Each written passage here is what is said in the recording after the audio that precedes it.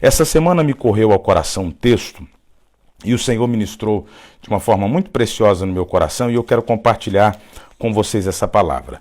Direcione a sua Bíblia, por favor, ao texto de 2 Reis. Nós vamos ler alguns versos dentro de uma narrativa que é um tanto que extensa, então eu vou sintetizar aqui a leitura de modo a não ser muito extensivo e o coração de vocês será alcançado pela palavra. Abra sua Bíblia, por favor, seja ela impressa ou digital. 2 Reis, trata-se do capítulo de número 6, nós vamos ler verso 25, e aí eu vou mencionando os versos posteriores para nós juntos lermos nessa oportunidade. 2 Reis, capítulo 6 e o verso 25. 2 Reis, melhor, verso 24. Vamos começar a partir do verso de número 24. 2 Reis, capítulo 6, a partir do verso 24. Essa palavra me falou ao coração bem no início da semana. Eu estava, inclusive, fazendo uma caminhada pela manhã, quando o Senhor ministrou alguma coisa no meu coração através desse texto bíblico, que eu passo a compartilhar com os irmãos. 2 Reis, capítulo 6 e o verso 24. Se você tem uma Bíblia comemorativa aqui da Logos e eventualmente não tem habilidade ainda assim de ler a Bíblia, está na página de número 347.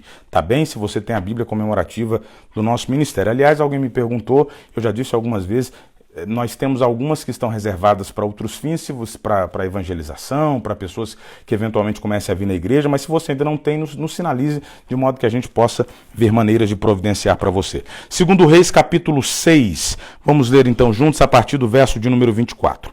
Depois disso, Ben-Hadad, rei da Síria, convocou todo o seu exército para atacar e sitiar Samaria.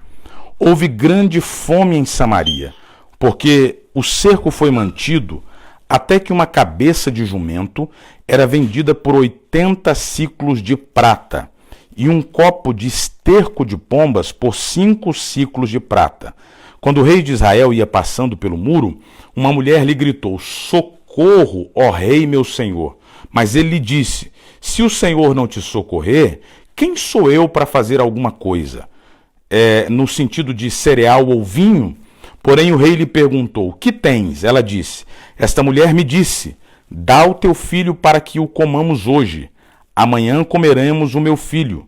Cozinhamos o meu filho e o comemos. No dia seguinte eu lhe disse: dá o teu filho para que o comamos, mas ela escondeu o seu filho." Quando o rei ouviu o que aquela mulher disse, rasgou as vestes, e enquanto passava pelo muro, e o povo viu que o rei estava com vestido de pano de saco por baixo sobre a pele. Então ele disse: "Que Deus me castigue severamente se a cabeça de Eliseu, filho de Safate, lhe ficar hoje sobre os ombros." Capítulo 7 agora, da mesma sequência de texto, verso de número 1. Então Eliseu disse: "Ouvi a palavra do Senhor. Assim diz o Senhor: amanhã, por essas horas, na entrada de Samaria, uma medida de farinha será vendida por 1 siclo, e 2 medidas de cevada por 1 siclo. Mas o capitão, em cujo braço o rei se apoiava, respondeu ao homem de Deus e disse: ainda que o Senhor fizesse janelas no céu, isso não poderia acontecer. Eliseu respondeu: tu mesmo verás com teus olhos, mas de nada comerás. Verso 3. 4 homens leprosos estavam à entrada da porta da cidade e eles disseram uns aos outros: para que ficarmos sentados aqui até morrermos? Se dissermos: entraremos na cidade, há fome na cidade e lá morreremos. Se ficarmos sentados aqui, também morreremos. Vamos agora até o acampamento dos sírios. Se nos deixarem viver, viveremos. Contudo, se nos matarem, morreremos. Ao cair da noite, eles foram ao acampamento dos sírios. Quando chegaram na entrada do acampamento, não encontraram ninguém. Agora leio o verso de número 9. Desculpe, o verso de número 13. Então um dos seus servos respondeu: vamos enviar 5 cavalos dos que sobraram aqui dentro para ver o que acontecera, pois toda a multidão dos israelitas que restaram aqui terá o mesmo destino que os que já morreram. Verso 17. O rei havia posto o capitão em cujo braço se apoiava a porta da cidade, e o povo o atropelou na porta, e ele morreu como tinha dito o homem de Deus, quando o rei foi ao encontro dele. Verso 20. E assim aconteceu, pois o povo atropelou a porta da cidade e ele morreu. Leamos ainda o verso de número 9. Então disseram uns aos outros: não estamos fazendo o que é certo. Esse dia é dia de boas novas e nós nos calamos. Se esperarmos até a luz da manhã, algum castigo nos sobrevirá. Vamos agora e o anunciemos no palácio do rei. Amém. Apenas até aqui. Minha gente, nós no texto de 2 Reis, capítulo 6, se considerarmos a leitura a partir do verso de número 24, até o capítulo 7, verso de número 20, nós vamos encontrar uma das histórias talvez mais dramáticas do texto de Reis. Mas é interessante, permita-me, ainda que de forma breve, antes de tecer uma breve reflexão a partir dessa narrativa bíblica, dizer que o texto de 1º e 2º Reis, também 1º e 2º Crônicas, são textos históricos. Esses textos, para você que eventualmente ainda não tem a oportunidade de ler a Bíblia com frequência, ou talvez ainda não esteja tão familiarizado com a história ou com a narrativa bíblica, tanto o texto de 1º Reis, 2º Reis, 1º Crônicas e 2º Crônicas narram a história, ainda que de forma breve, dos reis de Israel. Como eles procederam, se foram ou não fiéis a Deus, se tomaram atitudes acertadas ou equivocadas. Então esses 4 livros em especial, eles nos dão um panorama da classe monárquica do povo de Israel. É interessante notar que no momento inicial, o desejo de Deus era que Israel fosse uma nação teocrática. O que implica dizer que o desejo de Deus é que Israel fosse governada diretamente por ele. Ou seja, Israel teria Deus como seu governante, como seu soberano, e haveriam sacerdotes, profetas, que cuidariam ou conduziriam a parte espiritual do povo. Contudo, nós vamos perceber que depois do período dos juízes, o povo de Israel, olhando para as nações vizinhas e vendo que todas essas nações possuíam um rei, eles também desejaram para si um rei. Então eles vão falar com Deus, vão falar com Samuel, dizendo: olha, nós queremos um rei para nós. E aí a Bíblia vai dizer que se estabelece o primeiro monarca de Israel, que era oriundo da tribo de Benjamim, seu nome era Saul. Saul se torna rei no primeiro momento pela sua beleza. Vai dizer o texto bíblico daquela altura que Saul era um homem que se sobrepunha a todos os demais homens da sua nação.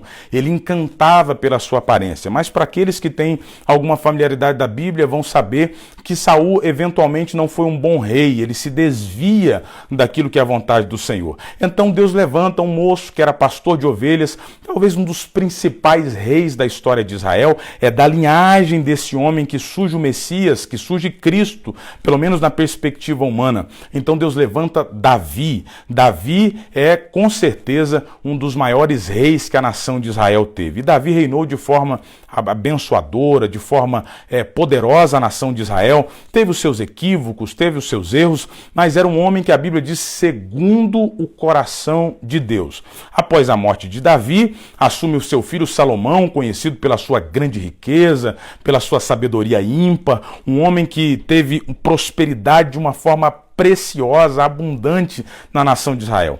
Contudo, após Salomão morrer, assumiu seu filho Roboão. E Roboão tem uma postura distinta da do seu pai, que faz com que Israel se divida em 2 reinos, Reino do Sul e Reino do Norte. O Reino do Sul é chamado de Judá, ou de Jerusalém, composto por 2 tribos e meio. O Reino do Norte é composto pelas outras tribos de Israel, que tem capital na cidade de Samaria. Então, quando nós estamos aqui no texto de 2 Reis, capítulo de número 6, considerando a leitura que nós fazemos, a Bíblia está falando sobre um cerco em Samaria, que não era a capital de Judá, Jerusalém, mas era a capital do Reino do Norte, Israel. Em Samaria reinava nesse tempo um descendente, um filho de Acabe, que certamente foi um dos piores, senão o pior rei que Israel teve. Estava governando Jorão. E é interessante a Bíblia dizer que nesse tempo a cidade de Samaria ela foi sitiada, ela foi cercada pelos sírios, note bem, pelos sírios, e não pelos assírios, que eram outro grande povo, mas pelos sírios que tinham sua capital a sua capital em Damasco. Os sírios, nesse período, eram governados por um homem chamado Ben-Hadad. Essa expressão significa filho de Hadad, que era uma divindade dos sírios. Aqui trata-se de Ben-Hadad II. Ele então sitia, ele cerca Samaria. Você vai saber, sobretudo aqueles que gostam de história, que as cidades antigas, a gente vê muito isso aqui na Inglaterra, em alguns lugares, as cidades antigas, elas eram muradas, elas eram fortificadas, elas tinham grandes portões na sua frente, que eram extremamente fortificados, e grandes muralhas, às vezes 2 ou 3 muralhas. Então, a cidade de Samaria era fortemente guardada. Então, o que ocorre? Ben-Hadad chega à cidade de Samaria, vão dizer os historiadores que lhe acompanhavam todo o seu exército, vai dizer o texto, que tinha cerca de 120 mil homens. Não podendo transpor as muralhas da cidade, Ben-Hadad estabelece uma estratégia. Eu vou sitiar a cidade, eu vou cercar a cidade, de modo que ninguém entre e ninguém saia. Então eu vou coibir com que esse povo receba alimentação. Eu vou coibir com que alguém possa trazer mantimento para eles. Então, quando eles começarem a passar fome, quando eles começarem a passar dificuldade, quando a economia deles entrar em colapso, eles vão ser obrigados a abrir os seus portões, vão se render, nós não vamos precisar de fazer muito esforço e vamos tomar a cidade. Essa era a estratégia de Ben-Hadad. Por que esse texto me chamou a atenção?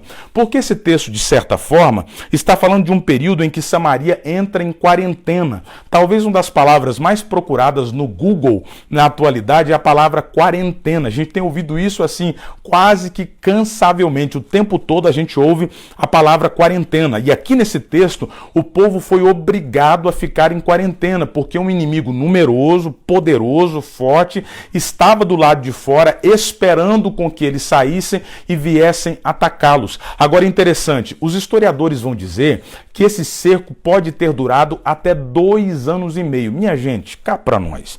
Nós estamos agora, aqui no caso da Inglaterra, pouco mais de 30 dias em lockdown, pouco mais de 30 dias em quarentena. E olha que é uma quarentena de certa forma branda, a gente tem a liberdade de sair de casa, de se movimentar. Existem até aqueles que, de forma até exagerada, o fazem, colocando em risco o restante da comunidade. Mas, enfim, a gente tem uma certa liberdade. Agora, você imagina você estar dentro da sua casa por mais de 2 anos, sem poder sair da cidade, sem poder sair afora, porque tem um inimigo te aguardando, sem ter alimento em casa, porque a Bíblia diz que esse lockdown de Samaria, a Bíblia diz que essa quarentena de Samaria fez com que surgisse uma grande fome na cidade. A fome era tal que a cabeça de um jumento, imagine bem, para um israelita, para um judeu, um jumento era um animal impróprio para o consumo. O jumento era um animal de carga, era um animal de serviço e não um animal para ser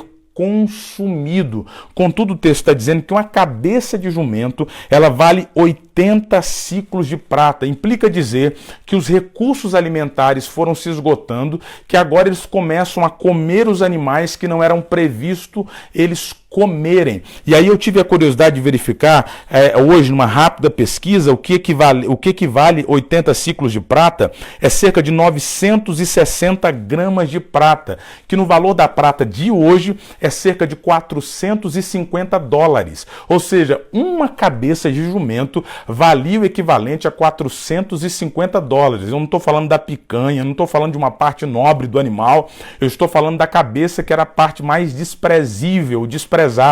450 dólares em valores atuais. Um copo, diz o texto, de esterco de pombas valia o que seria equivalente hoje a 28 dólares. E vão dizer os historiadores que eles esfarelavam o esterco de pombo, colocavam dentro de uma água quente e nisso eles coziam a cabeça do animal e se alimentavam. E vejam, aqueles que conseguiam se alimentar dessa maneira eram apenas aqueles que tinham recursos ou posses. Os mais pobres nem cabeça de jumento poderiam ter. E aí o texto vai nos narrar algo terrível que eu li com vocês aqui. O texto diz que começou a haver canibalismo na cidade. O rei certo dia está passando pelas muralhas, uma mulher o aborda dizendo: rei, eu estou com um problema, porque ontem eu fiz um trato aqui com a minha amiga, dizendo que nós comeríamos o meu filho no primeiro dia e no segundo comeríamos o dela, mas agora que chegou a vez dela oferecer o filho dela, ela não quer fazer isso. O rei rasga as vestes e ele fica irado. Agora é interessante, você pode pensar: pastor, que absurdo, pastor, gente cometendo canibalismo. Você imagina, minha gente, uma comunidade 2 anos sem comer. Eu tive a curiosidade de estudar alguma coisa sobre isso. Uma pessoa sem se alimentar, ela fica com alto índice de irascibilidade, ela perde o controle psicológico, ela perde o controle emocional, ela perde a capacidade de perspectiva, ela fica literalmente descontrolada. As pessoas estão descontroladas, as pessoas estão em estado de depressão, as pessoas estão fracas fisicamente, muitos, muito possivelmente estavam morrendo pela ausência de saúde, pelo elevado tempo de inanição. Há um colapso geral na cidade. É possível que ao fim da tarde, aqueles que compõem o exército sírio assavam carne, coziam comida. Você imagina para alguém que está mais de 1 ano, 2 anos, sem comer adequadamente, sentir o cheiro de comida vindo do arraial dos sírios. Isso dava desespero no povo de Israel. Então a situação do povo de Israel aqui nesse texto é no mínimo calamitosa, é deplorável. E o rei Jorão está irado com Eliseu, porque no capítulo anterior, eu não tenho tempo para tecer os detalhes, Eliseu havia tido a oportunidade de fazer com que parte do exército sírio morresse, mas ele não o fez. Na ocasião em que o exército sírio cercou a cidade onde ele estava, ele os conduziu até o castelo, até a casa de Jorão, e aí Jorão intentou matá-los, Eliseu não permitiu, eles foram despedidos em paz, e agora Jorão está dizendo assim: se Eliseu tivesse me permitido matar esses homens num primeiro momento, agora eles não estariam fazendo isso com a gente. E a Bíblia diz que Jorão se irou de tal forma que agora o intento dele é matar Eliseu. Ele então designa alguém ir até Eliseu. Eliseu é avisado por Deus sobre isso. E quando Jorão chega na casa de Eliseu, capítulo 7, verso 1, Eliseu tem uma palavra profética distinta, uma palavra profética da parte de Deus que vai mudar toda aquela história. Eu estou falando de um povo que está 2 anos sem esperança. Eu estou falando de um povo que está em quarentena e não sabe o que fazer. Eu estou falando de um povo que está desesperado. Eu estou falando de um povo que já está sem direção. Eu estou falando de um povo que está preferindo se entregar para o inimigo do que morrer naquela situação. E agora esse povo vai receber uma palavra de Deus. É interessante perceber, minha gente, eu preciso reforçar isso para o seu coração. Uma palavra de Deus pode mudar a sua casa. Uma palavra de Deus pode mudar a sua família. Uma palavra de Deus pode mudar a sua história. Uma palavra de Deus pode mudar a sua circunstância atual. E o texto vai dizer que Eliseu disse assim: rei, fique sabendo que amanhã por essas horas, eu leio mais uma vez capítulo 7 e o verso 1. Então Eliseu disse: ouvi a palavra do Senhor, assim diz o Senhor, amanhã por essas horas, na entrada de Samaria, uma medida de farinha será vendida por 1 siclo de prata e 2 medidas de cevada por 1 siclo. Eliseu está falando o seguinte: amanhã uma medida de farinha vai ser vendida por alguma coisa que se aproximava a cerca de $6.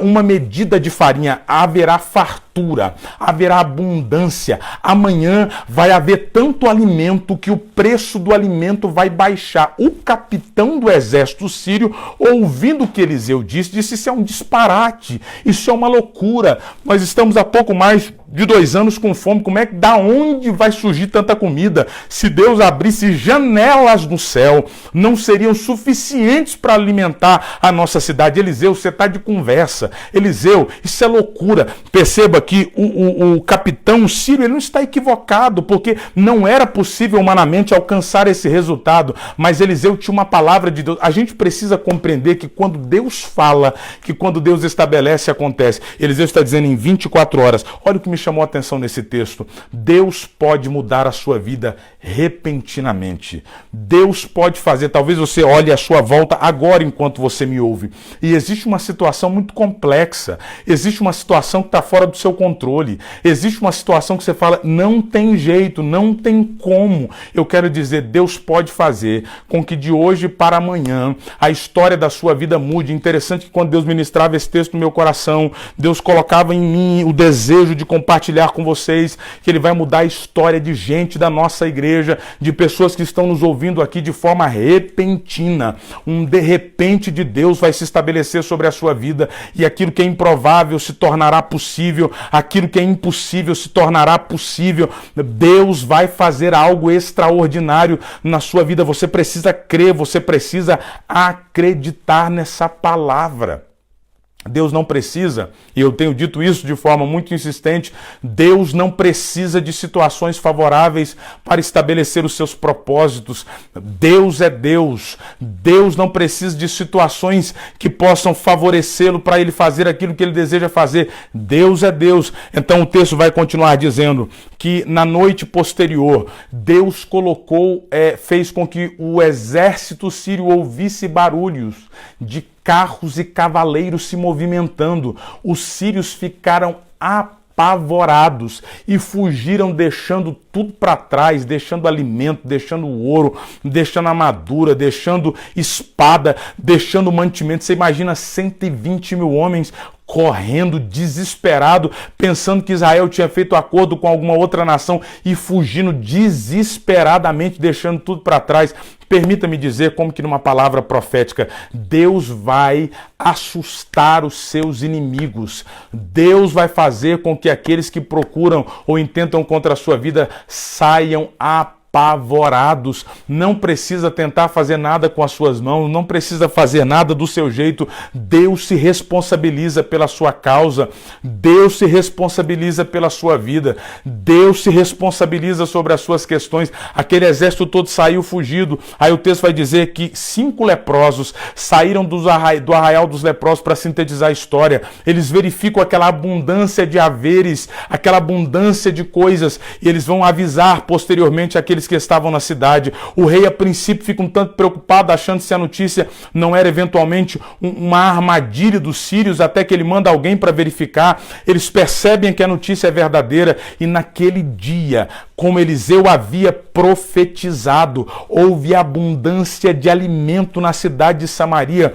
como não tinha havido. Infelizmente, o capitão que não creu na palavra morreu, como o profeta havia dito, mas o povo foi alimentado e o favor de Deus se estabeleceu sobre Samaria. Minha gente, eu estou dizendo para você que nesse ano que tem muita gente falando que vai dar errado, que a crise vai acabar com tudo, Deus vai fazer com que você receba uma bênção tão abundante que você terá para ofertar e para abençoar outras pessoas. Deus fará com que o favor dele chegue de forma tão preciosa na sua vida e na sua casa, que você vai ter condições de abençoar outros para a glória do nome do Senhor. Eu quero liberar essa palavra sobre você que me acompanha. Eu quero liberar essa palavra sobre você que está nos acompanhando através dessa live. Deus vai fazer algo. Deus vai mudar situações. Deus vai balançar estruturas de modo que seja sabido no mundo e na terra que Ele é Senhor de todas as coisas. E como eu creio naquilo que eu estou falando, e como eu acredito naquilo que eu estou liberando,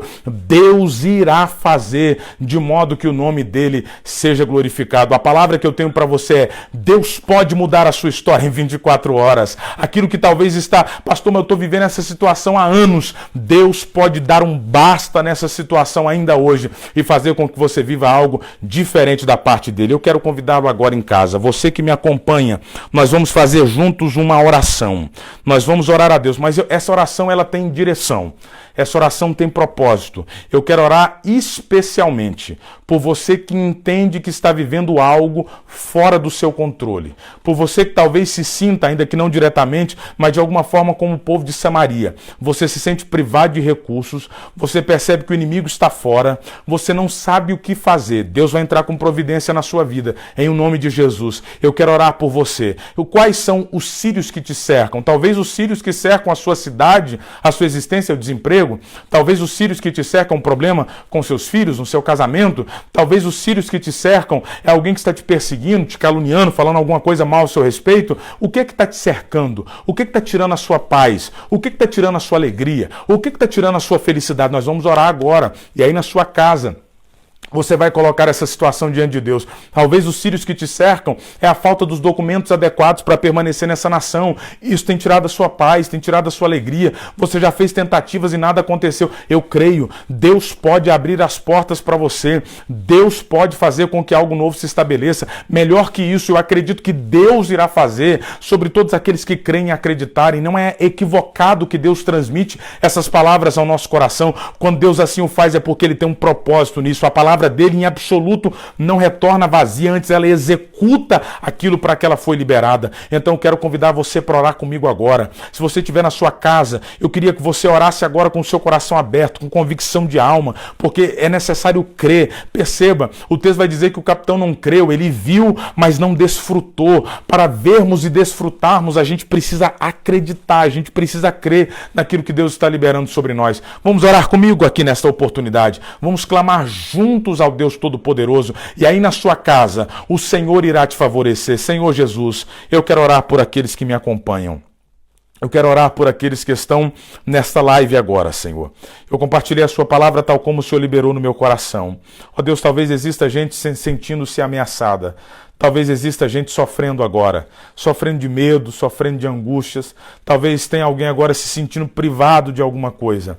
Talvez tenha alguém agora sem expectativas e talvez sentindo-se desanimado, Senhor. Mas eu quero liberar sobre a vida dos teus filhos agora uma palavra, Senhor, assim como a tua palavra nos garante, Senhor. Uma palavra de que o Senhor vai mudar esse cenário, de que o Senhor vai mudar essa situação. Eu quero crer que pessoas que estão acompanhando essa live hoje, acredito que dia 25 de abril de 2020, vão nas próximas semanas dar testemunho. Pastor, Deus entrou com providência, Deus fez alguma coisa, Deus abriu uma porta que eu não imaginei que podia ser aberta. Deus fez aquilo que eu não podia fazer. Não porque eu estou falando em absoluto, mas porque o Senhor é fiel para fazer com que aquilo que a sua palavra estabelece se cumpra sobre os seus. Ó Pai, como o Senhor trabalhou na vida daquelas pessoas, Senhor, liberando favor sobre elas. Libera favor sobre os teus filhos, aqueles que precisam de uma bênção no aspecto material. Libera favor sobre elas, sobre eles. Aqueles que precisam de uma bênção no aspecto emocional. Libera favor sobre eles, ó Pai,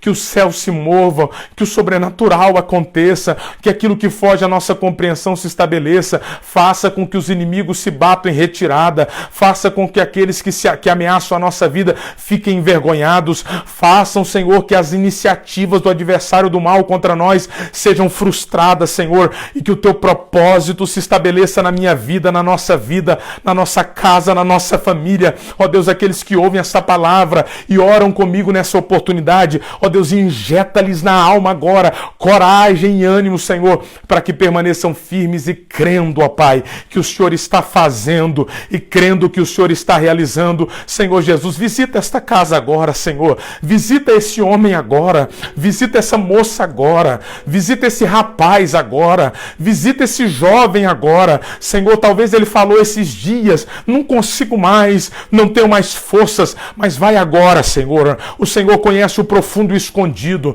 O Senhor faz o que nós não podemos fazer. Ó Deus, eu quero confiar na palavra que lemos aqui esta noite. O Senhor desbarata os nossos inimigos. O Senhor põe fim aos nossos temores. O Senhor dá um basta nas nossas angústias. Ó Pai, eu quero ministrar que 25 de abril de 2020 é o dia do basta, Senhor. É um dia de um ponto final nessa angústia. É um dia de um ponto final nessa prova. Em absoluto, essa não é a expressão de um pregador que eventualmente apenas está querendo levar alguém em emoção, mas essa expressão de um homem carente do seu favor e da sua graça, mas que crê na sua palavra, que crê naquilo que o Senhor pode fazer. Meu Deus, aqueles que creem, Senhor, deles da alma, ainda agora enquanto me ouve, a convicção que o Senhor está fazendo, que o Senhor está trabalhando, e que nós possamos todos contemplar e celebrar os teus feitos, ó Pai. Muda a história, muda a circunstância, faz o milagre, entra com a providência. Ó Deus, tem alguém enfermo me acompanhando agora. Eu quero profetizar saúde para a glória do teu nome. Ó Deus, eu quero repreender o reumatismo, eu quero repreender a dor nas costas, eu quero repreender dor de cabeça, eu quero repreender problemas congênitos, eu quero repreender problemas orgânicos agora, Senhor, para a glória do teu nome. As doenças crônicas eu repreendo pelo poder que é no teu nome, Senhor. A tua palavra nos dá autoridade para isso. Eu repreendo agora todo espírito maligno que tenta aprisionar a alma de alguém, todos vícios, Senhor, tudo aquilo que tenta afastar as pessoas da tua presença, eu repreendo agora, Senhor, pelo poder que há no teu nome, pelo poder que há no teu nome. Pelo poder que há no teu nome, vai visitando essa casa, vai visitando essa família, estabelece sobre os teus filhos o teu favor, a tua bênção, o teu propósito, o teu projeto, a tua promessa, não só hoje, mas todo sempre, todo sempre. Amém. Deus abençoe vocês, minha gente. Receba essa palavra aí na sua casa. Creia. Deus vai te surpreender esse ano. Deus vai surpreender as suas expectativas. Deus vai fazer além do que você espera. Deus vai fazer diferente do que a notícia propõe. Deus vai fazer diferente do que a realidade expõe. Deus vai fazer coisas que só Ele pode fazer. Como eu creio nisso que eu estou falando para vocês. Se você crê, diga um amém. Diga eu creio. Diga eu acredito. Eu recebo. Escute. E nessas próximas semanas, pessoas, e observe que eu estou falando no plural, irão receber algo inesperado.